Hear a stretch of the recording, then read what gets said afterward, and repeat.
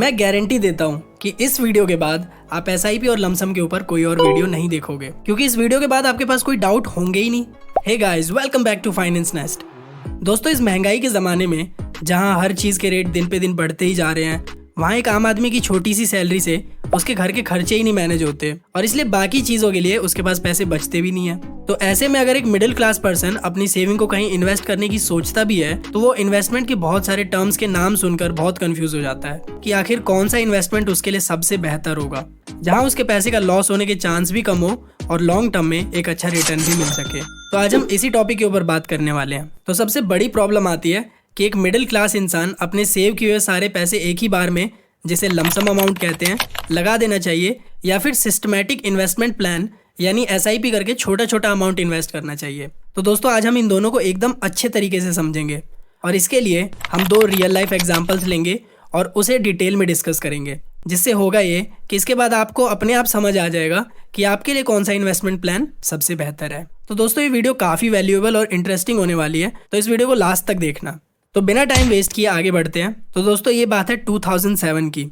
रोहन और मुकेश, 2 दोस्त, एक कॉर्पोरेट सेक्टर में जॉब करते हैं और उनकी सैलरी में अभी अभी इंक्रीमेंट हुआ है। दोनों के पास इस टाइम पैसे की कोई प्रॉब्लम नहीं है। एक दिन रोहन जब बैठ के टीवी देख रहा होता है, तभी उसे न्यूज़ में स्टॉक से रिलेटेड कुछ खबर दिखती है।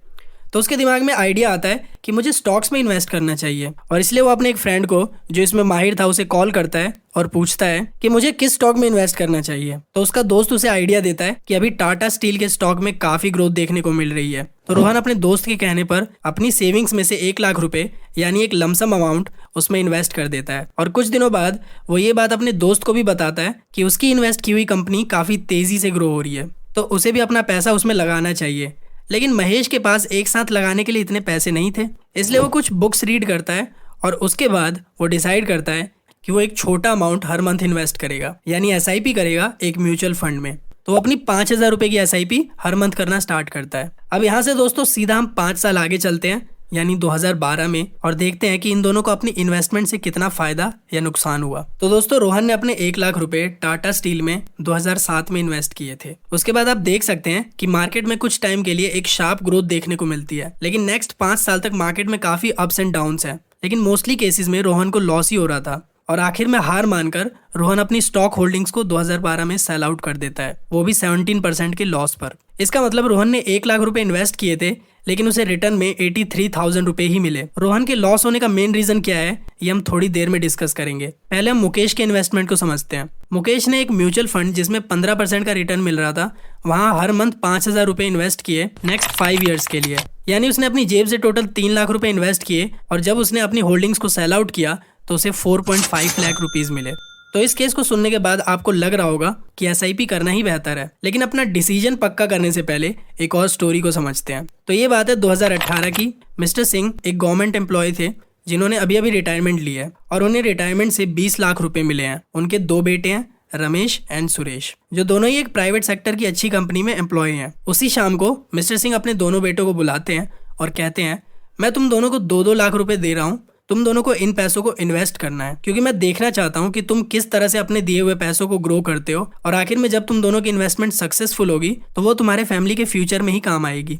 ये सुनकर दोनों बेटे इस बात पर सहमत हो जाते हैं। रमेश थोड़ी रिसर्च करता है और अपने एक ब्रोकर फ्रेंड की हेल्प से वो अपने 1 लाख रुपए निफ्टी 50 इंडेक्स में 5,000 रुपए की एसआईपी के जरिए इन्वेस्ट करने का डिसाइड करता है और अपने बचे हुए 1 लाख रुपए को गोल्ड में इन्वेस्ट करता है। रमेश ने एसआईपी इसलिए डिसाइड की क्योंकि वो एक बार में अपना सारा पैसा इन्वेस्ट नहीं करना चाहता था, ताकि अगर मार्केट क्रैश भी हो तो उसे बेयर मिनिमम लॉस ही हो। दूसरी तरफ सुरेश के दिमाग में कुछ और ही था। वो पिताजी से मिले हुए पैसों को इन्वेस्टमेंट के लिए एक अच्छी अपॉर्चुनिटी समझ रहा था और इसलिए वो किसी ऐसे स्टॉक की तलाश करने लगा जहां उसे अच्छी ग्रोथ देखने को मिले। काफ़ी रिसर्च करने के बाद उसने नेस्ले कंपनी में अपना 1 लाख रुपए इन्वेस्ट किया और थोड़े डाइवर्सिफिकेशन के लिए बाकी 1 लाख रुपए उसने एक म्यूचुअल फंड में इन्वेस्ट कर दिए जिसमें 15% का रिटर्न मिल रहा था। और इन्वेस्टमेंट करने के बाद वो अपनी लाइफ दोबारा एंजॉय करने लगा, क्योंकि उसने अपना सारा पैसा पहले ही इन्वेस्ट कर दिया था।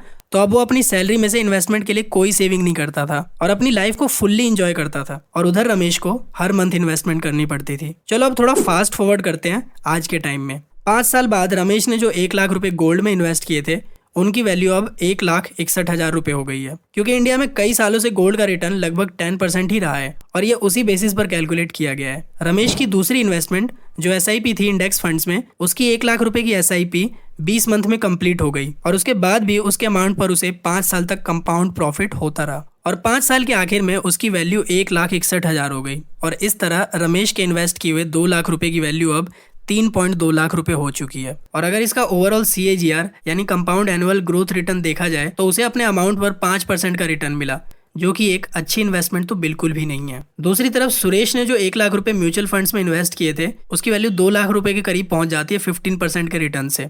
लेकिन क्योंकि सुरेश ने म्यूचुअल फंड्स में इन्वेस्ट किया था, तो म्यूचुअल फंड की कंपनी को 1% का एक्सपेंस रेशियो एनुअली देना पड़ता है। तो उसे एक्सक्लूड करने के बाद सुरेश के पास 1.9 लाख रुपीस बचते हैं। और जो पैसे सुरेश ने नेस्ले के स्टॉक्स में लगाए थे, तो आप खुद ही देख सकते हैं कि इस कंपनी ने लास्ट 5 ईयर्स में 128% का रिटर्न दिया है। यानी सुरेश के लगाए हुए 1 लाख रुपए की वैल्यू अब 2.28 लाख रुपए हो चुकी है और उसकी टोटल कैपिटल की वैल्यू 4,18,000 रुपए हो गई है। दोस्तों, इन दोनों स्टोरीज से हमें 2 लर्निंग्स मिलती है। पहला ये कि लमसम अमाउंट इन्वेस्ट करने के लिए हमें मार्केट की वैल्यूएशन को ध्यान में रखना जरूरी है कि कहीं मार्केट ओवर वैल्यूड तो नहीं है, जैसा कि आपने रोहन के केस में देखा, और इसलिए रोहन को आखिर में अपने स्टॉक्स को और भी कम वैल्यू के साथ सेल करना पड़ा। दूसरी लर्निंग ये कि हमने देखा कि पहले केस में SIP करने वाले को एक अच्छा रिटर्न मिला और लमसम इन्वेस्टमेंट लॉस का सामना करना पड़ा।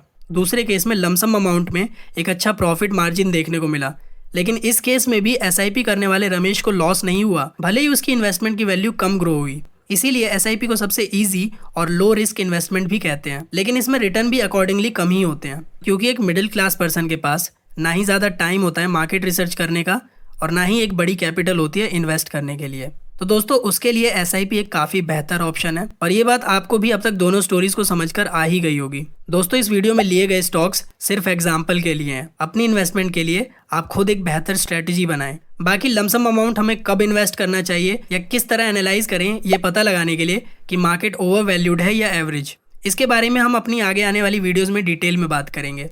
मोहित, जरा गाड़ी निकाल। सुनने में आया पांडे जी का लड़का 21 दिन में पैसा डबल कर रहा है लोगों के। हम तो यहाँ पागल बैठे हैं।